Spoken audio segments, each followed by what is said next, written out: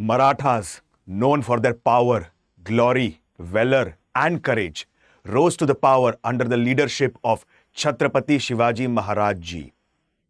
Chhatrapati Shivaji Maharaj Ji is credited with creation of one of the mightiest empires of the region of Deccan, that is the Maratha Empire.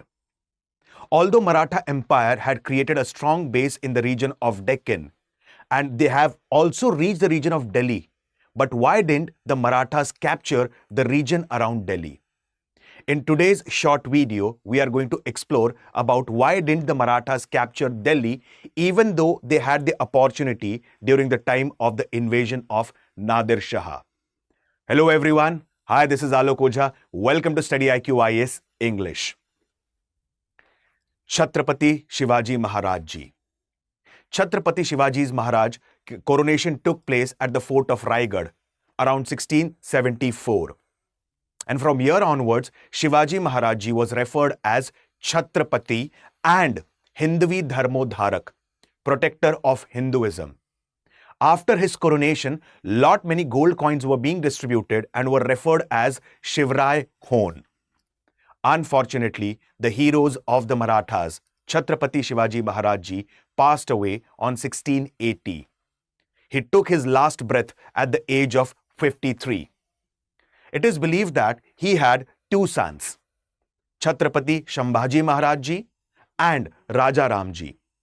After that death of Chhatrapati Shivaji Maharaj Ji, Chhatrapati Shambhaji Maharaj Ji succeeded as the next Chhatrapati. Historians believe that he had fought more than 130 battles in his life and not lost even a single battle. But treacherously, he was being killed by Aurangzeb and his army at the region of Sangameshwar, which is located in Ratnagiri district of Maharashtra. It is believed that Chhatrapati Shambhaji Maharaj Ji was being tortured for 40 days by Aurangzeb, and finally he succumbed to death. After the death of Chhatrapati Shambhaji Maharaj Ji, his brother Chhatrapati Rajaram became the new leader of the Marathas. At this particular point of time, Aurangzeb saw this as an opportunity to attack the region of Deccan and acquire the region of Deccan from the Marathas. Immediately, he attacked the Raigad fort and took into captive Yesubai, the wife of Chhatrapati Shambhaji Maharaj, and his son Shahu. And at that time, Rajaram, he had fled to the region of Jinji. Few years later, Aurangzeb passed away, and Shahu Maharaj became the next leader of the Marathas. He became the next Chhatrapati. And Shahu Maharaj, he had one of the able commanders at that time, able Peshwas at that time, whose name was Peshwa Bajirao. There is a beautiful story associated with Bajirao. It is believed that Bajirao had fought more than 120 battles in his life and never lost a single battle. And the reason being, he used fast-moving cavalry. I'll highlight one of the incidences mentioned in the books of history. Once upon a time, the Mughal forces attacked the region of Bundelkhand. Bundelkhand majorly covers the northern part of Madhya Pradesh. And at that time, the ruler of Bundelkhand, Raja Chhatrasal, he invited Peshwa Bajirao Ji for help. Peshwa Bajirao's forces came to the region of Bundelkhand. They defeated the army of Bangash Khan, who was leading the Mughals, and went back to the Deccan. And this entire process was very quick. It was a lightning process. And this technique is referred as Blitzkrieg technique, wherein the Maratha forces attacked, raided, destroyed the Mughal forces, and came back to the region of Deccan. This technique of Blitzkrieg was used by Peshwa Bajirao in almost all the battles. Around 1737, it was an opportunity for Marathas to capture the region of Delhi at that time because Peshwa Bajirao had raided the region around Delhi. But Chhatrapati Shahu Maharaj Ji, it is believed that as per historians, Chhatrapati Shahu Maharaj Ji had promised the dying Aurangzeb that he won't be dethroning the Mughal Empire. But on one condition, they have to pay chauth. Chauth is a form of tax.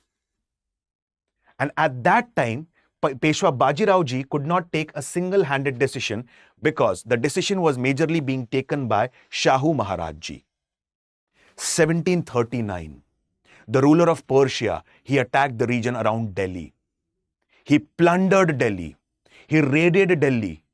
More than 1 lakh people were being slaughtered. Historians believe that women were being raped. Many of the women were being taken into captivation and sold in the bazaars of Kabul. Many people were massacred. And at this particular point of time, again it was an opportunity for the Marathas to conquer the region of Delhi.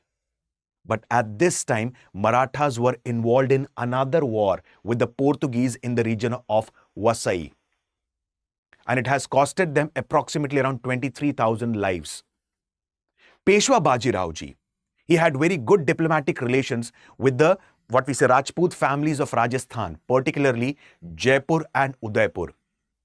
In fact, many historians do believe that Peshwa Bajirao ji, he held a special position in the darbars of Jaipur and Udaipur. And at that time, since Nadir Shah, he was being present in Delhi, particularly, it is believed that the royal family of Jodhpur, Jaipur and Udaipur invited Peshwa Bajirao. And they decided that they are going to act unitedly against whom? Nadir Shah. And after dethroning Nadir Shah and the Mughal emperor, they will establish the Rana of Mewar as their king. Many historians also believe that Chhatrapati Shivaji Maharaj ji was a descendant particularly of Sisodia clan of Mewar. But again, the things or the question arises in the same manner. It was a responsibility of the Peshwa to take the permission of the Chhatrapati before conducting any raid. After around 1740, Peshwa Bajirao died. And when Peshwa Bajirao died, before this, Nadir Shah, now there was one more thing before this incident. Now the plan was dropped since the permission needs to be taken from the Peshwa. But there was a rumor at that time. And the rumor was, after Delhi, Nadir Shah had a plan to capture the region around Deccan. And the Maratha forces were busy having a siege, having a fight with the Portuguese in Vasai. But immediately, Peshwa Bajirao, he became proactive. He collected a force of 20,000 and moved to the region of Burhanpur, which is located presently in Nimad region of Madhya Pradesh. And he was waiting for the end of the siege in Vasai so that the others could join him. But Nadir Shah never attacked the region of Deccan, and he went back along with the Kohinoor diamond, the famous diamond, and the peacock throne. This was one of the most anticipated battles in the books of history.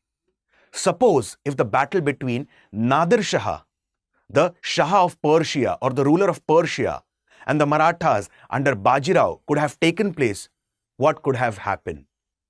So it is one of the most anticipated battles in the books of history. With the passage of time, Peshwa Bajirao passed away. And after some time, Shahu Maharaj also passed away. But on the deathbed, Shahu Maharaj ji said that the post of Peshwa would become hereditary. And the Peshwas would be coming from the Bhatt family. And since when the post of Peshwa it became hereditary, Peshwas became independent to take their own decisions. And finally, Peshwa became the whole and soul of the Maratha Empire. But with the passage of time, after the death of Peshwa Bajirao, he was being succeeded by Nana Sahib Peshwa. And the power of Marathas started declining day by day. Or rather than saying the power started declining, it would be better to say that there was internal strife as well, because Marathas followed a very different policy. As I have told you previously, Peshwa Bajirao, he maintained diplomatic relations with Udaipur and Jaipur. But now Marathas started interfering with the Rajputs, particularly about the succession of Jai Singh. Marathas also interfered with the Jats of the northwestern part. After a prolonged battle, there was a truce, there was a peace treaty. They also tried to interfere initially with the Sikh. So, initially, Marathas had the opportunity to capture the region around Delhi, particularly during the time of Peshwa Bajirao ji. particularly when Nadir Shah had raided the region around Delhi. So why didn't the Peshwas or why didn't the Marathas take the region around Delhi? I have narrated all these incidences to create a background or tell you the background about the entire thing. Why didn't they attack the region of Delhi? First thing, they didn't attack the region of Delhi was there were certain Hindu population in the northwestern part who were opposed to the Marathas. As I have told you previously, as we have discussed previously, that Rajputs were initially supporting the Marathas against the Mughal. But since later on, when the Marathas started following the policy of interfering with the personal administrative affairs of the Rajputs, they became opposed to Marathas. Same was the condition with the Jats. Apart from this, Marathas had imposed chauth on the Mughals, and they were getting heavy amount of money from the Mughals at that time. Although the Mughal successors were weak, Marathas did not attack the region of Delhi. Again, the reason being, they were paying heavy chauth to the Marathas. And who would like to kill the hen who is laying down the golden eggs? Finally, I'll conclude this. Why did Marathas again attack the region of Delhi? One more thing. The distance between Delhi and the region of Deccan is approximately 900 to 1000 kilometers. And in that case, when they will attack the region of Delhi, again there would be dissenting opinions in the region of Deccan. And there were different, particularly saying, there were different other sultanate who were trying to acquire the region of Deccan. There were different regional kingdoms who were trying to acquire the region of Deccan. Hence, Marathas did not majorly acquire the region of Deccan. Hope so. This was one part of the story that you understood. So guys, particularly StudyIQ IAS has come up with the English batch, resolution long-term batch. And the offer particularly will end on 7th of July. That is tomorrow. To avail the benefits of the offer, you can use the code Alok Live that is flashing on your screen. I repeat, you can use the code Alok Live that is flashing on your screen. If you have any doubt concerning the course, its structure, how much specifically how much time will it take to cover the syllabus, you can call on the contact number that is again flashing on your screen. I'll be coming up with more such short videos on history. Thank you and have a wonderful day.